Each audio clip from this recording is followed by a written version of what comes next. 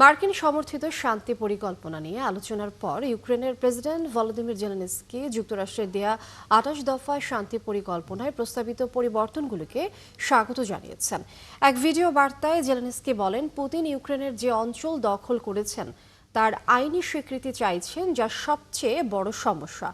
এটি আঞ্চলিক অখণ্ডতা এবং সার্বভৌমত্বের নীতি লঙ্ঘন করবে বলে জানান ইউক্রেনের প্রেসিডেন্ট। তিনি আইন প্রণেতাদের বলেন যে জোর করে সীমান্ত পরিবর্তন করা যাবে না। ইউক্রেনের যুদ্ধবন্ধে ওয়াশিংটনের খসড়া পরিকল্পনা নিয়ে আলোচনা করার জন্য রোববার জেনেভায় যুক্তরাষ্ট্র, ইউক্রেনের শীর্ষ কর্মকর্তারা এবং ফ্রান্স, ব্রিটেন এবং জার্মানির জাতীয় নিরাপত্তা উপদেষ্টারা বৈঠক করেন। ওই আলোচনাকে অত্যন্ত ফলপ্রসূ বলে জানিয়েছে যুক্তরাষ্ট্র ও ইউক্রেন। মার্কিন প্রেসিডেন্ট ডোনাল্ড ট্রাম্পের সঙ্গে ফোনালাপ করেছেন চীনের প্রেসিডেন্ট শি জিনপিং।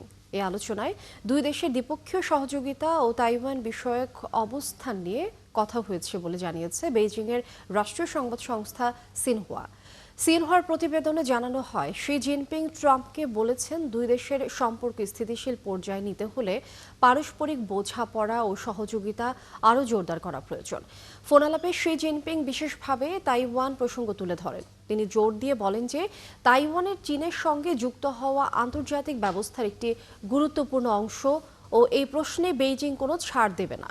অন্যদিকে ফোনালাপ নিয়ে ওয়াশিংটনের পক্ষ থেকে তাৎক্ষণিকভাবে কোনো মন্তব্য পাওয়া না গেলেও সিনহুয়ার প্রতিবেদনে বলা হয়, দুই নেতা পারস্পরিক সহযোগিতা বাড়ানোর প্রয়োজনীয়তায় মত দিয়েছেন।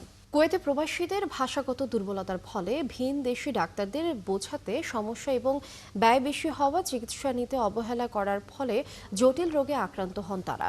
প্রবাসীদের কথা চিন্তা করে বাংলাদেশ দূতাবাস কুয়েতের পৃষ্ঠপোষকতায় এবং কুয়েত কর্মরত পেশাজীবী বাংলাদেশিদের আয়োজনে ফ্রি মেডিকেল ক্যাম্প অনুষ্ঠিত হয়েছে। কুয়েত থেকে সহকর্মী সাদেক রিপনের পাঠানো তথ্যচিত্রে বিস্তারিত। কুয়েতে বর্তমানে প্রায় ৩ লাখের মতো প্রবাসী বাংলাদেশির বসবাস। তাদের বড় একটি অংশ শ্রমিক।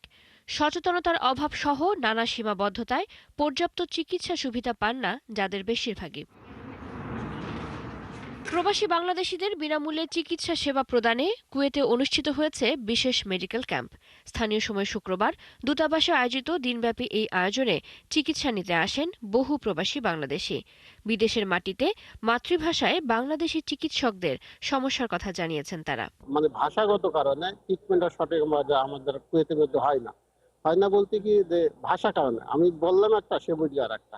এখানে সবাই আরবিয়ান ভাষা করা উচিত, কারণ সমস্যা হলো অনেকে প্রবলেম থাকে, সে বুঝতে পারে না কেন প্রেশার আছে, কারণ হয়তো মনে হয় এটা কোনো সমস্যা, অন্য কোনো সমস্যা আছে, কিন্তু যেহেতু তারা অনেক সময় অনেক কাজের ক্ষেত্রে বিজি থাকে অথবা এমন জায়গা থেকে যেখানে মেডিকেল ফ্যাসিলিটি নাই, তো ডক্টরের সাথে পরামর্শ করতে পারে না। আমরা মেইন টার্গেট ওই পেশেন্টদের স্ক্রিন আউট করা যায় না, আসলে আপনার প্রবলেমটা কি করা উচিত। অনুষ্ঠানের উদ্বোধন করেন কুয়েতে নিযুক্ত বাংলাদেশের রাষ্ট্রদূত major general Syed Tarek Hossain. Camp আয়োজনের সাথে যুক্ত স্বেচ্ছাসেবী চিকিৎসক ও পেশাজীবী প্রবাসীদের ধন্যবাদ জানান তিনি। দেশটির আবদালি, ফাহাহিল, মাতলা সহ বিভিন্ন অঞ্চল থেকে প্রবাসীরা ছুটে আসেন স্বাস্থ্যসেবা নিতে। দিনব্যাপী ৫ শতাধিকের বেশি প্রবাসী বাংলাদেশি স্বাস্থ্যসেবা গ্রহণ করেন। এই কাজে সহযোগিতা করেন বাংলাদেশি অভিজ্ঞ চিকিৎসক এবং নার্সরা। ডায়াবেটিস পরীক্ষা, রক্তচাপ, ওজন মাপা সহ প্রাথমিক স্বাস্থ্য পরীক্ষা ও ওষুধ দেওয়া হয়। সপ্তাহে না হলে প্রতি মাসে একবার এই কার্যক্রম অব্যাহত রাখার দাবি জানান চিকিৎসা নিতে আসা প্রবাসী বাংলাদেশিরা। চৈতি সরোয়ার, ৭১। ভারতের দক্ষিণাঞ্চলীয় রাজ্য তামিলনাড়ুতে দুটি বেসরকারি বাসের মুখোমুখি সংঘর্ষে অন্তত ৬ জন নিহত ও ২৮ জন আহত হয়েছেন। সোমবার রাজ্যের তেনকাসি জেলায় এই দুর্ঘটনা ঘটেছে। তামিলনাড়ু পুলিশের তথ্য অনুযায়ী মাদুরাই থেকে সেনকোট্টাইগামী একটি বেসরকারি বাসের সঙ্গে তেনকাসি থেকে কোভিলপট্টির উদ্দেশ্যে যাত্রা করা আরেকটি বাসের সংঘর্ষ হয়েছে। মুখোমুখি সংঘর্ষ হওয়ায় দুটি বাসই ভয়াবহ ক্ষতিগ্রস্ত হয়েছে। পরে স্থানীয় প্রশাসন ও দমকল বাহিনী ঘটনাস্থলে পৌঁছে উদ্ধার অভিযান পরিচালনা করেছে। রাজ্য পুলিশের জ্যেষ্ঠ এক কর্মকর্তা জানিয়েছেন, প্রাথমিক তদন্তে মাদুরাই থেকে সেনকোট্টাইগামী কেশসার পরিবহনের বাসটি বেপরোয়া গতিতে চলছিল বলে তথ্য পাওয়া গেছে। কর্মকর্তারা বলেছেন, তদন্তকারীরা মনে করছেন অতিরিক্ত গতি এবং চালকের অবহেলার কারণে এই দুর্ঘটনা ঘটেছে। দুর্ঘটনায় আহত ২৮ জনকে উদ্ধারের পর আশপাশের বিভিন্ন হাসপাতালে ভর্তি করা হয়েছে। রাজ্যের স্বাস্থ্য কর্মকর্তারা বলেছেন, আহতদের মধ্যে কয়েকজনের অবস্থা গুরুতর। এই ঘটনায় প্রাণহানির সংখ্যা আরও বাড়তে পারে বলে আশঙ্কা করা হচ্ছে। মালয়েশিয়ায় গত কয়েকদিনের ভারী বৃষ্টির কারণে সৃষ্ট ভয়াবহ বন্যায় দেশটির 7টি রাজ্যের প্রায় 14,000 মানুষ বাস্তুচ্যুত হয়েছেন। সরকারি তথ্য অনুযায়ী 4,844টি পরিবারে মোট 13,915 জন মানুষ তাদের ঘরবাড়ি ছেড়ে অস্থায়ী আশ্রয়কেন্দ্রে যেতে বাধ্য হয়েছেন। দেশটির উপপ্রধানমন্ত্রী ডক্টর আহমদ জাহিদ হামিদ জানিয়েছেন, বর্তমান পরিস্থিতিতে দেশের সব নিরাপত্তা এবং জরুরি সংস্থাগুলোকে পূর্ণ প্রস্তুত মোডে রাখা হয়েছে। কেন্দ্রীয় দুর্যোগ ব্যবস্থাপনা কমিটির চেয়ারম্যান হিসেবে তিনি নিশ্চিত করেন যে সরকার ইতোমধ্যে 63টি অস্থায়ী আশ্রয়কেন্দ্র সক্রিয় করেছে এবং ত্রাণ কাজ দ্রুত সম্পন্ন করার জন্য ফেডারেল, রাজ্য ও জেলা পর্যায়ে সব সংস্থার মধ্যে সমন্বয় করা হয়েছে। এদিকে দেশটির শিক্ষা মন্ত্রণালয় বন্যা প্রতিরোধমূলক প্রস্তুতি ও পদক্ষেপ আরও জোরদার করেছে। চিরবরে দুই প্রতিবেশী উত্তর ও দক্ষিণ কোরিয়ার মাঝে ভয়াবহ উত্তেজনাকর পরিস্থিতি তৈরি হয়েছে। অত্যন্ত বিপজ্জনক এই পরিস্থিতিতে যে কোনো সময় উভয় দেশের মাঝে সংঘর্ষ শুরু হতে পারে। এই সংকটের অবসানে পিয়ংইয়ং এর সঙ্গে সংলাপে বসা অত্যন্ত জরুরি হয়ে পড়েছে বলে দক্ষিণ কোরিয়ার প্রেসিডেন্ট লি জে মিয়ং মন্তব্য করেছেন। সোমবার দক্ষিণ কোরিয়ার বার্তা সংস্থা ইয়োনহাপের এক প্রতিবেদনে এই তথ্য জানানো হয়েছে। এতে বলা হয়েছে, উত্তর ও দক্ষিণ কোরিয়া অত্যন্ত বিপজ্জনক পরিস্থিতিতে রয়েছে, যেখানে যে কোনো সময় সংঘর্ষের সূত্রপাত হতে পারে। দক্ষিণ কোরিয়ার প্রেসিডেন্ট বলেছেন, সিওলের যোগাযোগের আহ্বানে সাড়া দিচ্ছে না উত্তর কোরিয়া। একই সঙ্গে সামরিক সীমান্তে কাঁটা তারের বেড়া দিচ্ছে পিয়ংইয়ং। 1950-53 সালের কোরীয় যুদ্ধের পর আর কখনোই সীমান্তে এমন পরিস্থিতি দেখা যায়নি। গত 50 বছরের মধ্যে সবচাইতে কঠোর ইমিগ্রেশন নীতি ঘোষণা করেছেন British home secretary Shabana Mahmud. অতিরিক্ত অভিবাসী নিয়ন্ত্রণ করতেই তার এই কঠোর পদক্ষেপ। ইচ্ছে করলেই কেউ সহজে যুক্তরাজ্যে স্থায়ী হতে পারবে না। ইমিগ্রেশন নীতিতে কঠোর এই প্রস্তাবিত পরিবর্তন অনেক বৈধ অভিবাসীর জন্য স্থায়ী বসবাসের পথকে আরও দীর্ঘ, কঠিন এবং অনিশ্চিত করে তুলছে। বিস্তারিত আরিফ মাহফুজের রিপোর্টে। যুক্তরাজ্যে গত 50 বছরের মধ্যে সবচেয়ে কঠোর ইমিগ্রেশন নীতি প্রস্তাব করেছে সরকার।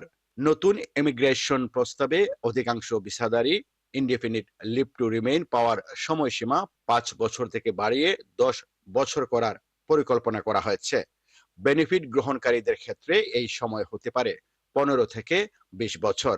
Starting point for settlement will move from 5 years to 10. To ensure this is earned, new criteria will be added, which will act as a disqualifying bar for those who do not meet them. Firstly, the applicant must have a clean criminal record.